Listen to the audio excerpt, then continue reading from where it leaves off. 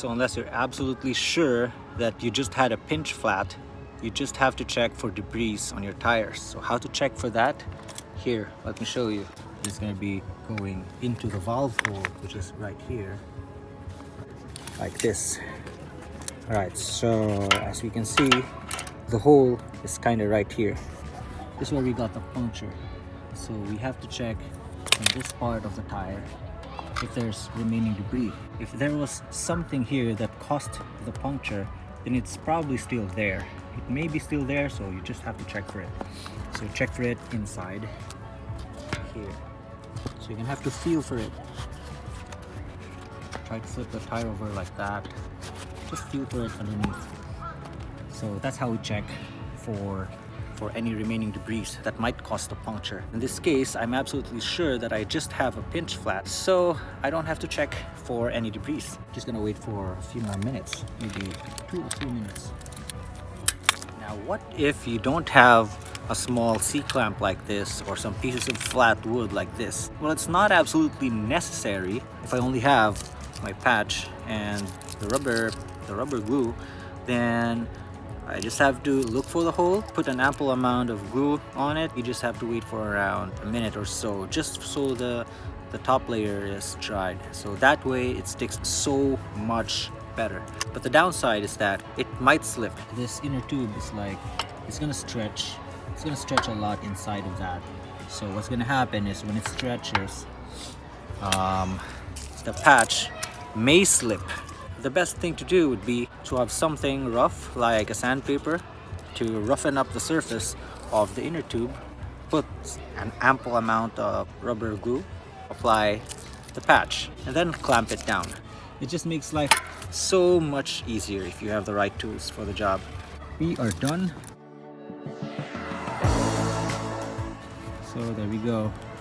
There are 2 parts of the rim, right here and right here. So when it pinch flats like this, usually there are 2 holes. Right here is the other one.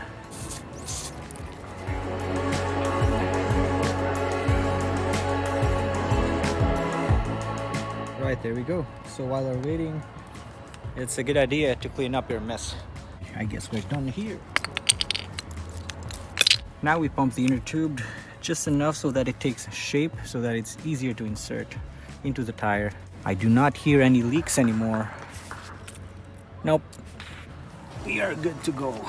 Valve hole is right here.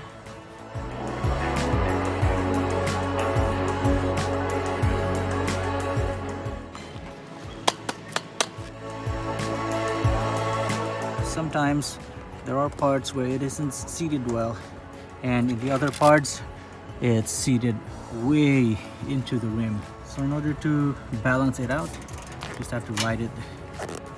It's the easier way.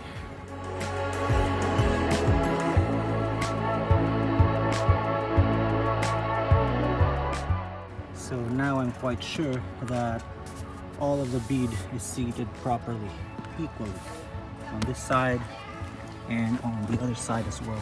Now it's time to pump it. Let's go. Whew. Grabe. The regular pump, 1 pump of that is equivalent to like 15 pumps of this one. But the good thing is, this is definitely smaller. So that's all you need.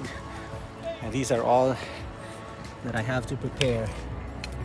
Everything in this little bag, and of course the pump.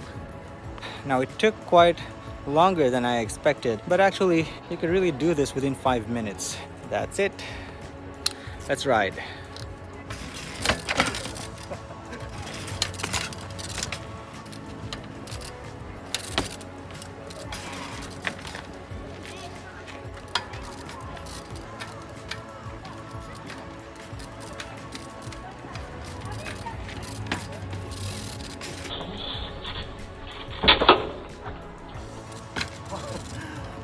Almost.